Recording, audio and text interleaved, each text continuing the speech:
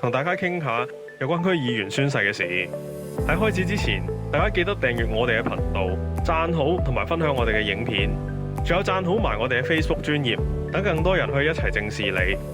香港有唔少人都係好迷信㗎，例如結婚擺酒、新屋入伙都會查通勝，擇個良辰吉日。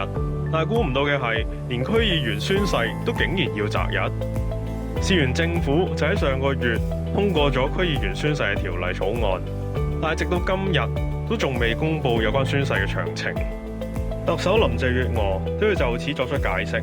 佢就提到，因為近嚟每日都有區議員辭職，所以就想等情況穩定咗之後再作安排。問題就嚟啦，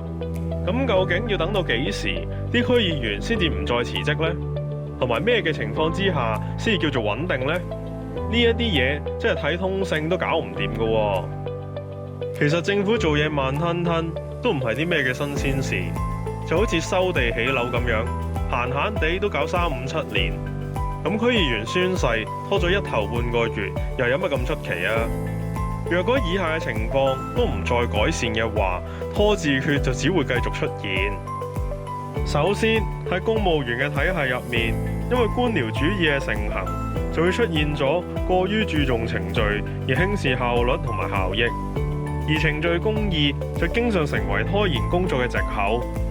加上公務員本身係鐵飯碗，照足程序做嘢嘅話，就算佢哋低效率，都唔怕俾人炒。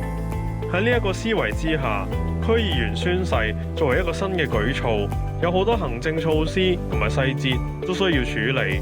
咁好自然，佢哋就會你急我唔急咁樣嘅情況出現啦。另外喺現時嘅管治文化同埋體制之下，公務員普遍都係欠缺咗 can do 嘅精神，遇事避難、遇事卸責都唔係咩嘅新鮮事。而區議員嘅宣誓涉及到搜集區議員違規嘅證據，又要制定 DQ 名單，甚至需要諮詢法律嘅意見，避免受到非議。避完呢樣又要避嗰樣，咁成件事就自然會越搞越耐。再者，區議員宣誓其實由舊年就已經開始放風，政府理應係可以一早準備晒相關嘅工作㗎，安排場地、日子以至宣誓方式等等嘅細節。點解會搞到而家臨急抱佛腳，等立咗法之後先至嚟諗呢？咁究竟公務員嘅視野去咗邊呢？而更加重要嘅係，區議會喺反對派嘅把持之下，出現咗過分嘅政治化，區議會嘅失效令到花起地區嘅資源白白被浪費，荒廢民生社區工作，亦都會削弱咗對社區嘅服務質素，影響市民對政府嘅觀感。而要求區議員宣誓，就係要撥亂反正，等議會可以盡快重回正軌，民生工作得以進行。若果宣誓遲遲都未做得到嘅話，唔單止會拖延區議會嘅改革，仲會阻礙提升地區治理嘅進度。最終受苦嘅其實都係廣大嘅市民。實踐區議員宣誓喺憲政上係政府嘅應有之義，亦係改善地區治理、踢走黑暴餘孽嘅重要一步。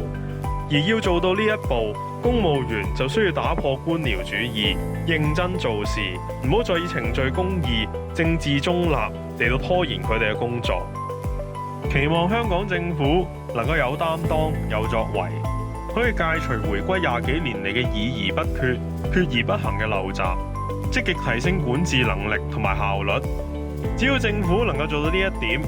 區議員宣誓拖拖拉拉嘅荒謬情況就唔會再出現。好啦，我哋今集就講到呢一度。如果你都中意呢一段片，記得讚好、分享同埋訂閱我哋嘅頻道，記得撳埋旁邊嘅啷啷，等我哋一有新片嘅時候就可以即刻通知你。我哋下集再見。